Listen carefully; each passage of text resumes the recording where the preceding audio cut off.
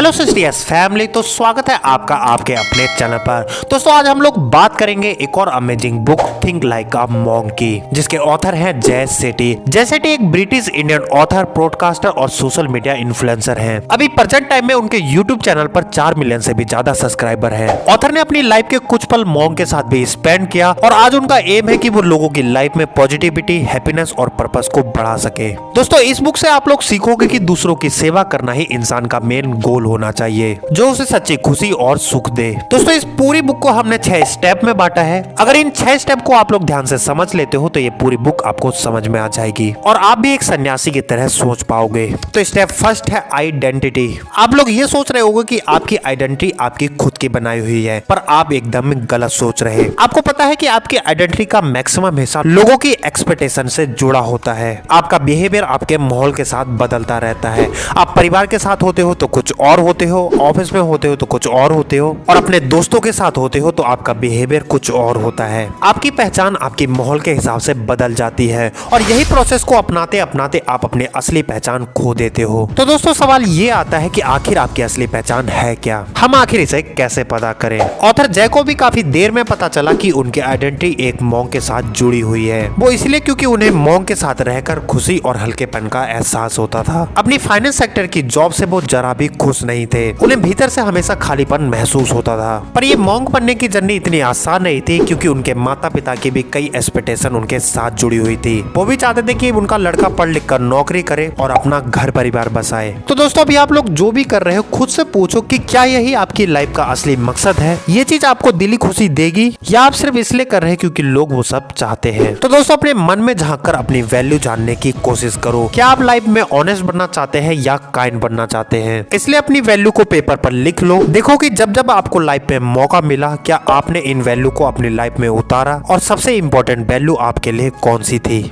Step second है negativity. हमारे आसपास इतनी नेगेटिविटी है कि हम चाहकर भी इससे नहीं बच सकते। नेगेटिविटी हमारे अंदर कोर्टिसोल यानी स्ट्रेस हार्मोन को रिलीज करती है, जिसकी वजह से हमारे अंदर गुस्सा और नफरत जन्म ले लेता है। हम लोग दूसरों की तरक्की से जलते हैं और हर चीज में बुराई निकालते हैं। देखिए दोस्तों, एक नेगेटिव इंसान कभी भी खुश नहीं रह सकता। तो इस नेगेटिव को दूर करने के लिए ऑथर ने कुछ सिंपल स्टेप बताए हैं। अगर आप किसी भी नेगेटिव सिचुएशन में हैं तो कोशिश करो अपने इमोशन को खुद से दूर ले जाओ। मतलब कि आप नेगेटिव बातों को बिना नेगेटिव हुए सुनो। जो आपसे नेगेटिव बात कह रहा है उन्हें नेगेटिव बात कह लेने दो, लेकिन आप उनकी नेगेटिव फीलिंग से मन ही मन दूर रहो। और जब भी आपको ऐसा लगे कि आप किसी के बारे में गलत सोच रहे हो तो तुरंत उसकी अच्छाइयों के बारे में सोचने लग जाओ। मॉन्क नेगेटिविटी से बचने के लिए 3 S का प्रयोग करते हैं: स्टॉप, स्टॉप एंड स्वैप। एक बार आपको पता चल गया कि आपके अंदर नेगेटिव थॉट आ रहे हैं तो तुरंत ही उसे स्टॉप कर लो। फिर उनकी फीलिंग, उनके इमोशन को स्टॉप करो, उनके इमोशन को समझो और उन्हें पॉजिटिव इमोशन में स्वैप कर दो।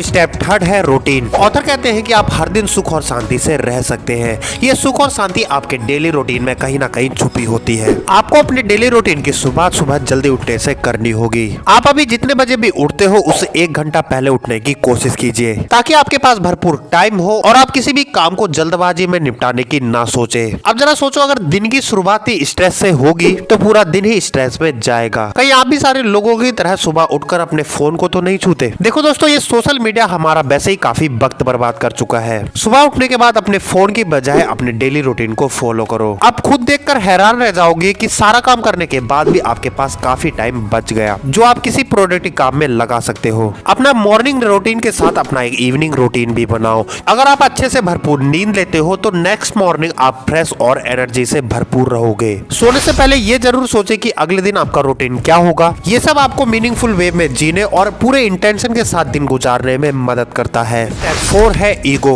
ये बात तो आप भी जानते हो कि इस ईगो ने बड़े बड़े लोगों को मिट्टी में मिला दिया। ये ईगो जिसके अंदर आ गया वो ना ही कोई नई चीज सीख पाता है और ना ही अपनी लाइफ में आगे बढ़ पाता है। वो अपनी इनसिक्योरिटी छिपाने के लिए एक्सेप्ट ही नहीं करता कि मेरे अंदर कमियां हैं। अपनी ईगो की वजह से वो अपनी कमियों को छुपाता रहता है। दोस्तों ऐसे लोग ना हमेशा दूसरों को इम्प्रेस करने में लगे रहते हैं। लोगों के सामने वो ऐसा दिखाते वो कितने कॉन्फिडेंस हैं और अपनी इस ईगो की वजह से लगातार झूठ पे झूठ बोलते रहते हैं। दूसरों की तरक्की उनसे दिख ही नहीं जाती। अगर आप लोग अपना ईगो खत्म करना चाहते हो तो आपको हम्बल रहने की प्रैक्टिस करनी होगी और आपको दो बातों को याद रखना होगा और अपनी दो बातों को भुलाना होगा। दो बातें जो आपको याद रखनी है, पहली जब आपने किसी का बुरा किया हो और दूसरी किसी ने जब आपके साथ भलाई की हो। इससे आपको अपनी कमियां नजर आएंगी और आप हम्बल रहना सीख पाओगे। दो चीजें जो आपको भूलनी है, पहली भलाई जो आपने दूसरों के साथ की और दूसरी बुराई जो लोगों ने आपके साथ की। अगर आपने दूसरों के साथ भलाई की है तो उसे भूल जाइए। एक बड़ी फेमस कहावत है कि नेकी कर और दरिया में डाल। क्योंकि दोस्तों जब हमें लगने लगता है कि हमने किसी का भला किया है तो हम अपने अंदर घमंड पैदा करते हैं। इसलिए अपने कॉन्फिडेंस को बिल्ड कीजिए, ना कि अपने ईगो को।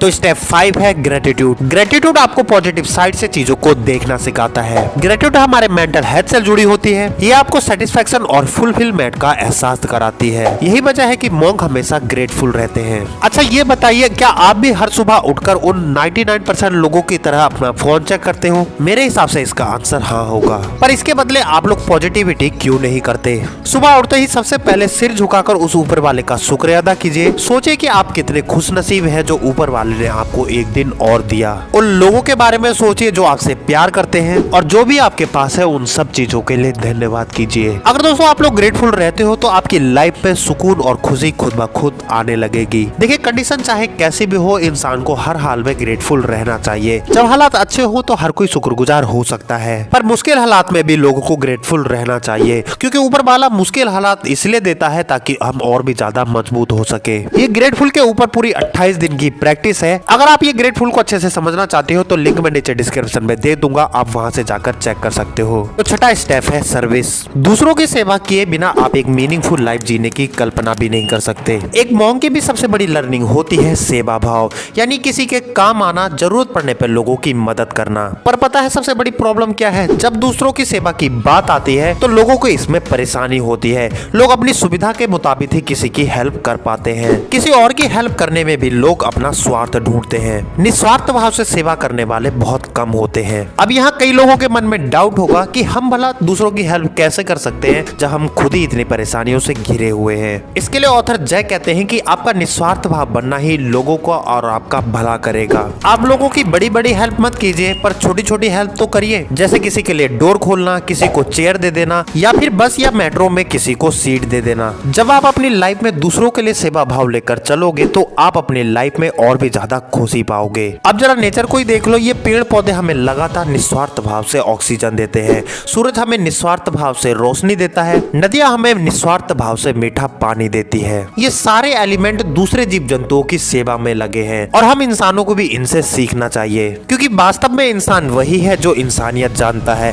जो दूसरों की सेवा करता है। तो दोस्तों यहाँ हमारे 6 स्टेप पूरे होते हैं। तो अगर आपको वीडियो अच्छी लगी हो तो वीडियो को जल्दी से लाइक कर दो, और जो लोग भी चैनल पर नए हैं, पहली बार हमारे वीडियो देख रहे हैं, तो जल्दी से हमारे चैनल को सब्सक्राइब करो और नोटिफिकेशन बेल को ऑल पर सेट कर दो, ताकि ऐसे ही बुक की समरी आपको मिलती रहे।